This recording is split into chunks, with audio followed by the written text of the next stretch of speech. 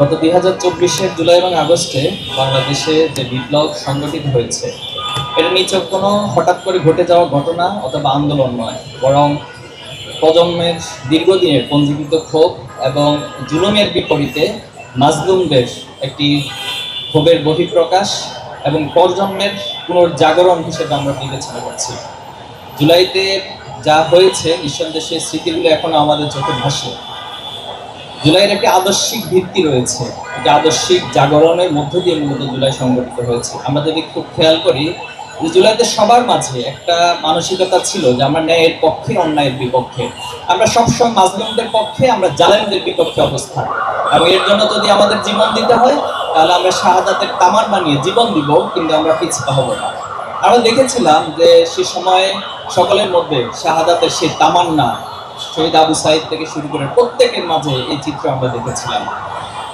আমরা পুলিশের একটি অডিও রেকর্ড ভিডিও আপনারা দেখেছিলেন যে বলেছিল যে স্যার গুলি করি, একটা মরে একটা যায়, বাকিটি যায় না, বাকিগুলো যায় না।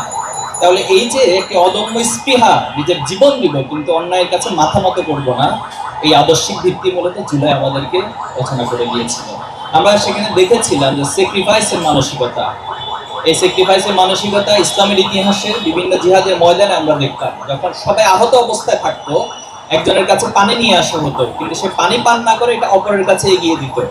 এভাবে করে দেখা গেল যে অপর ভাইকে স্যাক্রিফাইস করতে গিয়ে সবাই শহীদ হয়ে গেল, বাট আলটিমেটলি কেউ পানি পান করতে পারলো না। আমরা এই বিপ্লবে সেটাই দেখেছি যে একজন আহত অবস্থায় তাকে উদ্ধার করার জন্য আরেকজন যাচ্ছে, তিনি জানেন যে নিশ্চিত তার গায়ে গুলি লাগবে, কিন্তু এরপরে সেই ভাই রক্তাক্ত ভাইদেরকে নিয়ে এসেছিল।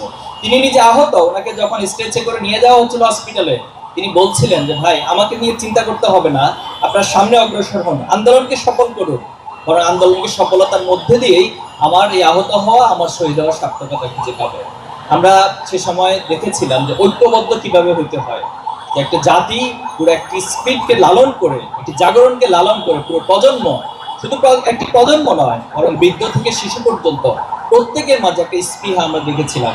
এই সব কিছুই মূলত একটি আদর্শিক ভিত্তির মধ্য দিয়ে প্রতিস্থাপিত হয়েছিল এবং বিপ্লব সংগঠিত হয়েছিল। ইসলামী ছাত্র শিবির নানান আয়োজনের মধ্য দিয়ে আমরা এই আদর্শিক ভিত্তিকে প্রতিস্থাপন এবং প্রজন্ম থেকে প্রজন্ম ছড়িয়ে দেওয়ার চেষ্টা করছি।